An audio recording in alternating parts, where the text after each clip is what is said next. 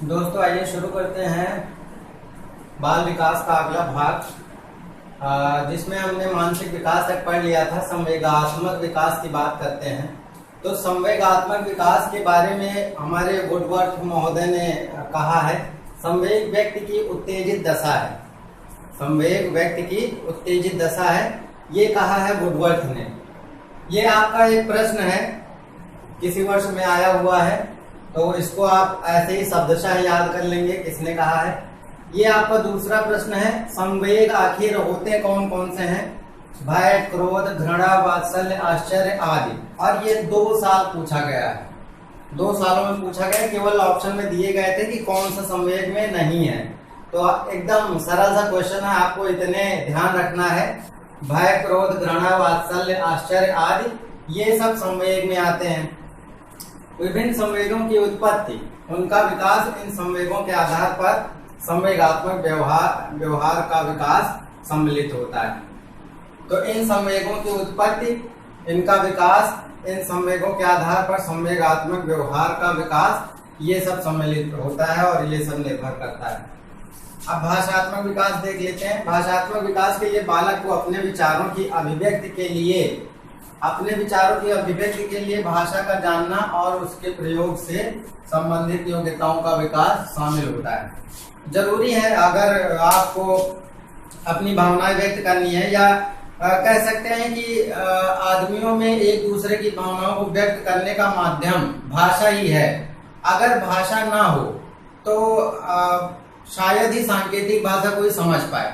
तो सांकेतिक भाषा से भी ज्यादा प्रभावी आपका ये है भाषात्मक विकास। अगर आपको आपकी अपनी भावनाएं या अपने विचारों को अभिव्यक्त करना है, व्यक्त करना है, तो भाषा एक अच्छा माध्यम है और भाषा का ज्ञान होना जरूरी है। इसलिए भाषा का जानना और उसके प्रयोग से संबंधित योग्यताओं का विकास इस तरह से। विकास को प्रभावित करने वाले कारक, ये तीसरा प्रश्न है आपका। पहला प्रश्न यहाँ से है और 2 बार इसमें से प्रश्न पूछा गया है, और तीसरा ये है कि वंशानुक्रम को कौन कौन से, विकास को प्रभावित करने वाले कारक कौन कौन से हैं। तो ऑप्शन में एक इनमें से नहीं दिया जाएगा, बाकी दिया जाएंगे, तो इसको भी आप याद कर लेंगे। विकास को प्रभावित करते हैं वंशानुक्रम, वातावरण, बुद्धि, लिंग, अंतःस्रावी ग्रंथियां, जन्मक्रम, भयंकर रोग और चोट। इतना तो आपको याद होना ही चाहिए कि कौन कौन से कारक विकास को प्रभावित करते हैं। इसके अलावा पोषाहार, शुद्ध वायु एवं प्रकाश और प्रजाति।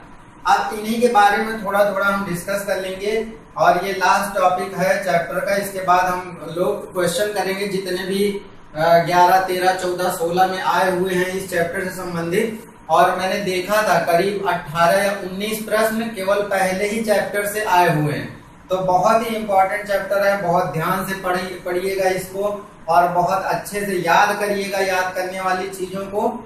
और इसके बाद, इसी भाग के बाद एक भाग और है, इन्हीं के बारे में चर्चा करेंगे। उसके बाद हम प्रश्नों पे आ जाएंगे कि सारे प्रश्न कैसे कैसे करने हैं।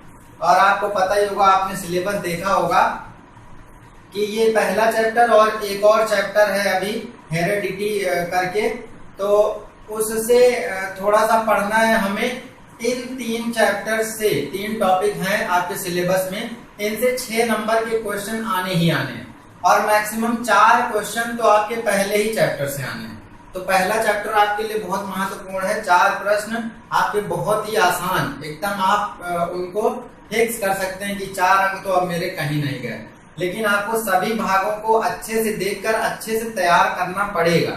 जो चीजें याद करने वाली याद करिए, जो चीजें रटने वाली उनको रट लीजिए। वंशानुक्रम कैसे प्रभावित करता है? गर्भधारण के साथ ही बालक में पैतृक कोषों का आरंभ हो जाता है।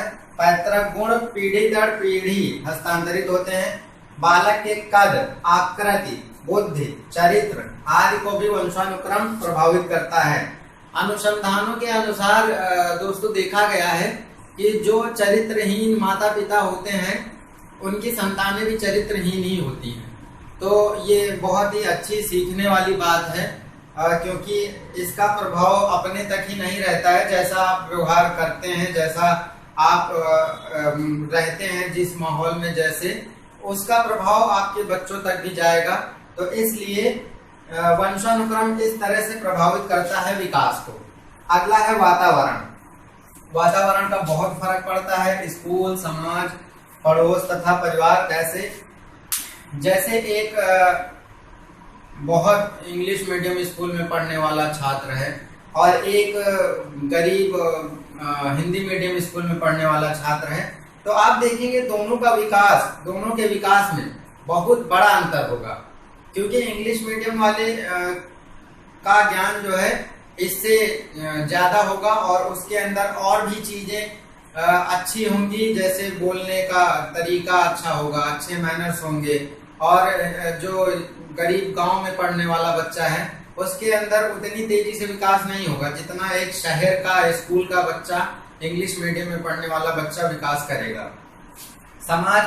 समाज का भी बहुत फर्क पड़ता है। एक अच्छे समाज में रहने वाला बच्चा अच्छी चीजें सीखेगा। और गांव में देखा होगा, हम लोग तो अक्सर देखते ही हैं कि गांव के बच्चे छोटे जरूर होते हैं, लेकिन वो अब इस तरह के माहौल में रहते हैं जहाँ पे रोज लड़ाई झगड़ा, गाली गलौज और ये सब होता रहता है, तो उसका प्रभाव उनके ऊपर बहुत तेजी से पड़ता है और छोटे छोटे बच्चे गालियां सीख जाते हैं बहुत जल्दी और उनका व्यवहार भी उसी तरीके का हो जाता है जैसा उनका समाज है। पड़ोस, इसका भी बहुत फर्क पड़ता है, समाज का ही एक अंग है। और परिवार, दोस्तों परिवार का तो बहुत ही ज्यादा असर पड़ता है, क्योंकि घर जो है, घर परिवार को ही बालक की प्राथमिक पाठशाला कहा जाता है। पहली पाठशाला उसका घर और परिवार होता है। आप जैसे अपने घर परिवार में रहेंगे वैसे ही वही चीजें बच्चा सीखेगा और उसी तरह वो भी व्यवहार करेगा और रहेगा। तो अभी यहाँ पे दो ही हमने डिस्कस किए हैं, वंशानुक्रम और वातावरण कैसे प्रभावित करता है।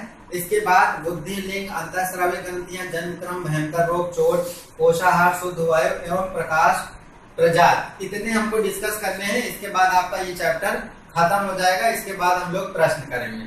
तो बहुत ध्यान से पढ़िए, रटने वाली चीजों को रट लीजिए, ये बहुत इंपॉर्टेंट आपका पार्ट है, इसको भी बहुत ध्यान से याद कर लीजिए। और आज के लिए